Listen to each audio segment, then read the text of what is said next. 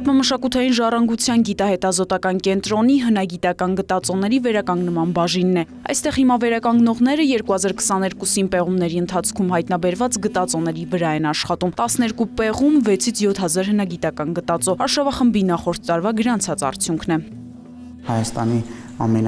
հյուսիսային շրջանից մինչև ամենահարավային շրջաններ եւ Հայաստանի կենտրոնական հատվածներում կարելի է ասել մեր աշխարհագրությունը բավականին լայն է եղել։ Անցյալ տարի հնագիտական գտածոների վերականգնման բաժինը վերականգնել է ընդհանուր թվով շուրջ 6000 գտածո, ընդ որում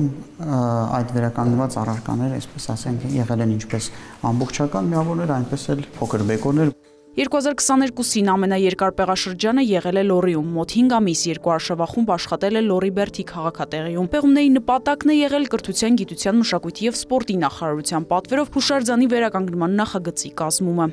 Այստեղ ունեցել ենք ամենամեծ թվականակի, այսպես ասենք, գտածոները,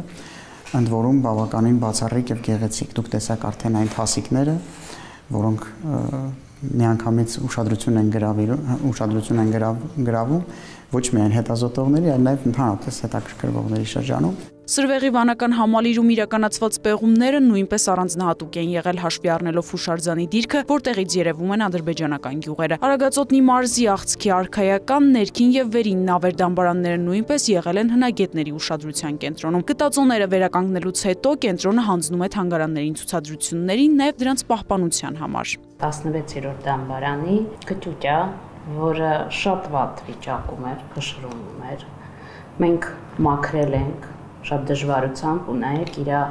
վերևի շերտը համարյա չի պահպանվել, միայն այս վերևի մասում։